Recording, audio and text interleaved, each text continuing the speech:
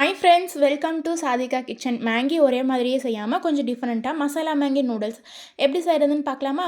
ஒரு குக்கரில் ஊற வச்சிருக்கிற பட்டாணி, கேரட்டு, பீன்ஸு, தேவைக்கேற்ற உப்பு, ஒரு டம்ளர் அளவுக்கு தண்ணி சேர்த்தி 3 இல்லைன்னா 4 விசில் விட்டு வேகட்டும். இப்போ ஒரு பாத்திரத்தில் நூடுல்ஸ் பாக்கெட்டுமே சேர்த்துக்கலாம். இது ரொம்ப ஓவராக வேக வேணாம், அரை வேக்காடு அளவுக்கு வந்தால் போதும். இது தனியாக ஒரு பாத்திரத்தில் இப்போ வடித்து வச்சுக்கலாம்.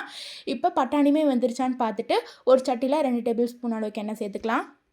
சின்ன சைஸ் தக்காளி, ஒரு பெரிய சைஸ் பல்லாரி வெங்காயத்தை சின்ன சின்னதாக கட் பண்ணி வச்சுருக்கேன். அதையுமே இதில் சேர்த்துட்டு நல்லா வணங்கினதுக்கப்புறமா தேவைக்கேற்று உப்பு சேர்த்துக்கோங்க. உப்பு கொஞ்சம் பார்த்துட்டு சேர்த்துக்கோங்க. ஏன்னா மேங்கி மசாலா பாக்கெட்லேயும் உப்பு இருக்கும், நம்ம வேக வச்சுருக்கிற கேரட், பட்டாணி, பீன்ஸ்லேயுமே உப்பு இருக்குங்கிறதுனால கொஞ்சம் பார்த்துட்டு சேர்த்துக்கோங்க. இப்போது ஒரு ஸ்பூன் அளவுக்கு மிளகாய்த்தூள், மேங்கி மசாலா பாக்கெட்டு, வேக வச்சுருக்கிற கேரட், பட்டாணி, பீன்ஸ் இதெல்லாமே நல்லா கலந்து விட்டதுக்கப்புறமா நூடுல்ஸுமே சேர்த்து நல்லா கலந்து விட்டுக்கோங்க. மசாலா ஒன்றோட ஒன்று நல்லா பரண்டுற மாதிரி. இப்போ லாஸ்ட்டாக கொத்தமல்லி தூவி இறக்கணும்னா நம்மளுடைய மேங்கி மசாலா நூடுல்ஸ் ரெடி. கண்டிப்பாக இதே மாதிரி ஒரு தடவை ட்ரை பண்ணி பார்த்துட்டு எப்படி இருந்துச்சுன்னு கமெண்ட்ஸில் சொல்லுங்கள். இனி நம்ம அடுத்த வீடியோவில் பார்க்கலாம். பாய்.